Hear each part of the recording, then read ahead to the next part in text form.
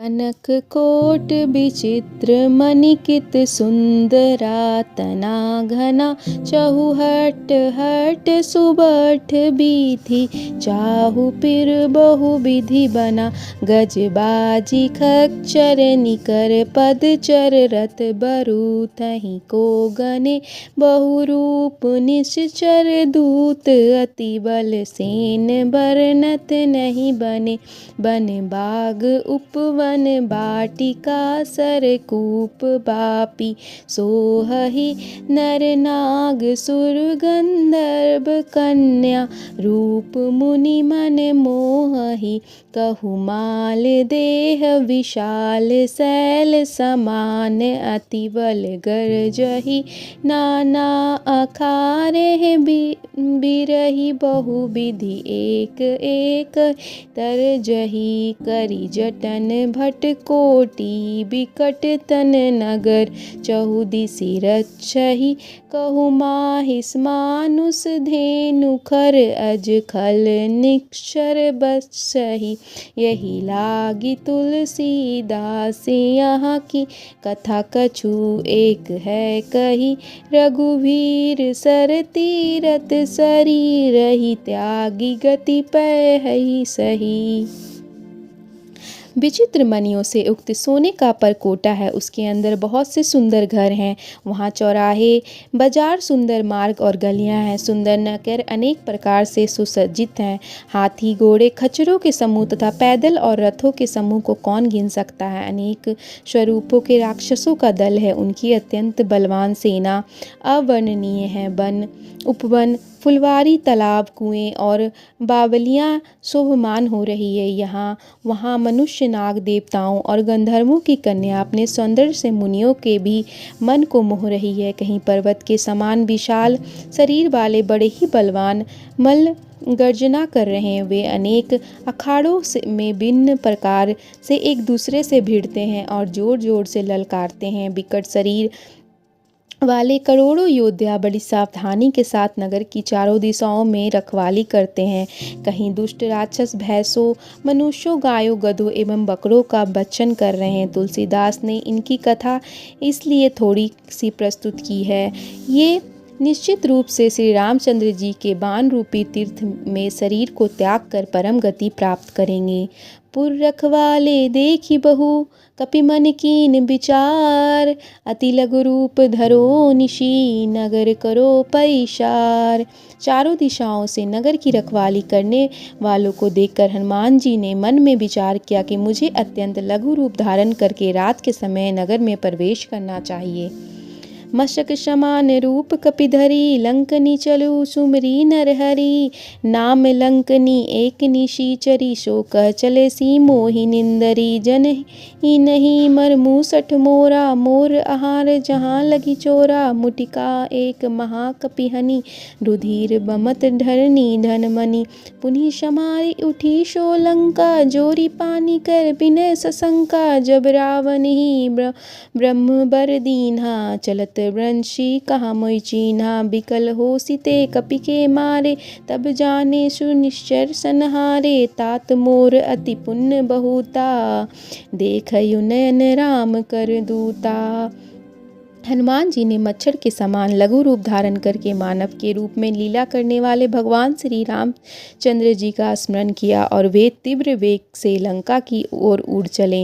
लंका के द्वार पर लंकनी नाम की एक राक्षसी पहरेदार के रूप में रहती थी। वह तीव्र स्वर में बोली, मुझसे बिना पूछे कहाँ चले जा रहे हो? हे मूर्ख, तुम मेरा भेद नहीं जानते। यहाँ जितने चोर आते हैं वे सभी मेरा आहार बनते हैं।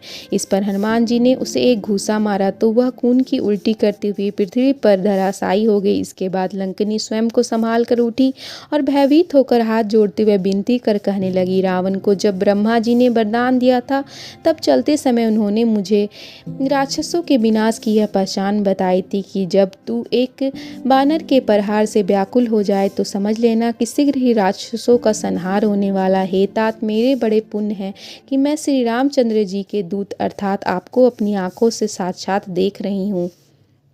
तात स्वर्ग अपवर्ग सुख धर्यु तुला एक अंग तूल न ताहि शकल मिली जो सुख लब सतसंग।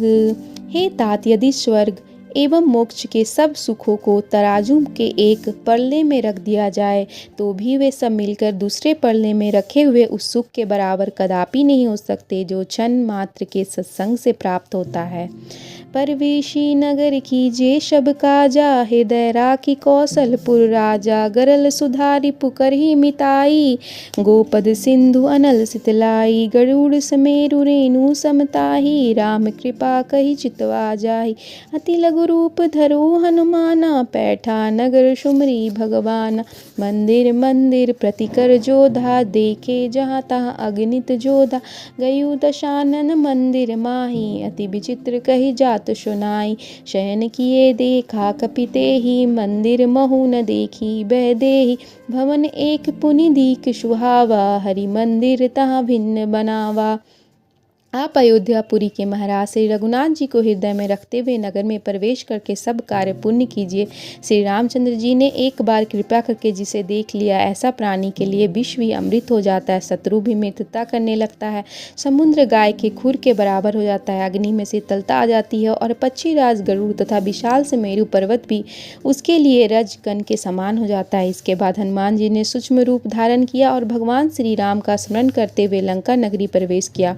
उन्होंने एक एक महल की अच्छी तरह से जांच की और वहां असंख्य योद्धाओं को देखा। फिर वे रावण के महल में गए। वे अत्यंत विचित्र और अवर्णनीय था। हनुमान जी ने रावण को शयन करते हुए देखा, परंतु महल में उन्हें जानकी जी के दर्शन नहीं हुए। फिर उन्हें एक सुंदर महल दिखाई दिया। उस महल में भगवान का एक अलग मंदिर बना हुआ था। रामायुध अंकित गिरा, शोभा बरनी न जाई, नव तुलसी का वृंद तहाँ, देखी कपि हर्षाई।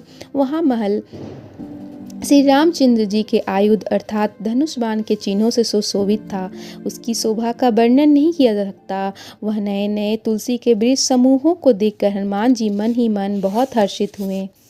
लंका निश्चर निकर निवासा, यहाँ कहाँ सज्जन कर बासा, मन महु तरक करे कपिलागा, तेहि समय विभीषण जागा, राम राम तेहि सुमिरन कीना, हृदय हरस कबि सज्जन चीना, एहि सट हटी कहू पहचानी, साधु ते होई न कारज हानि, विप्र रूप धरि बचन सुहाए, सुनत विभीषण उठिता आए, करि प्रणाम पूछी कुशलाई, विप्र कहू निज कथा बुझाई, कि तुम हरि दसानन मह कोई, मोर हृदय प्रीति अति होई, कि तुम राम दीन अनुरागी, आयु मोरि करन बड़ भागी। लंका तो राक्षसों का निवास है, फिर यहाँ सज्जन पुरुष का निवास कहाँ हो सकता है। हनुमान जी मन में इस प्रकार तर्क कर ही रहे थे कि उसी समय विभीषण जी जागे। विभीषण ने राम राम का स्मरण किया तो हनुमान जी उन्हें सज्जन पुरुष जानकर हृदय में हर्षित हुए। हनुमान जी ने विचार किया कि इनसे आग्रह पूर्वक परिचय करूंगा, क्योंकि सज्जन पुरुष से कार्य की हानि नहीं होती बल्कि लाभ ही होता है। ब्राह्मण का रूप धारण करके हनुमान जी ने उन्हें पुकारा तो विभीषण जी उठकर उनके पास आए। प्रणाम करके उन्होंने हनुमान जी की कुशलता पूछते कहा, हे ब्राह्मण देव, अपना परिचय दीजिए। क्या आप हरि भक्तों में से कोई हैं? आपको देखकर मेरा हृदय अति प्रेम से परिपूर्ण हो रहा है। क्या आप उन दिनों से प्रेम करने वाले स्वयं भगवान श्री रामचंद्र जी हैं, जो मुझे दर्शन देकर सौभाग्यशाली बनाने आए हैं? तब हनुमंत कही शब, राम कथा निज नाम, सुनत जुगल तन पुलक मन, मगन सुमरी गुण ग्राम। विभीषण की बात सुनकर प्रसन्न होकर हनुमान जी ने श्री रामचंद्र जी की संपूर्ण कथा कह सुनाई। फिर अपना नाम बतलाया और श्री राम के गुणों का स्मरण करके दोनों भक्तों के तन मन पुलकित होकर आनंदमय हो गए।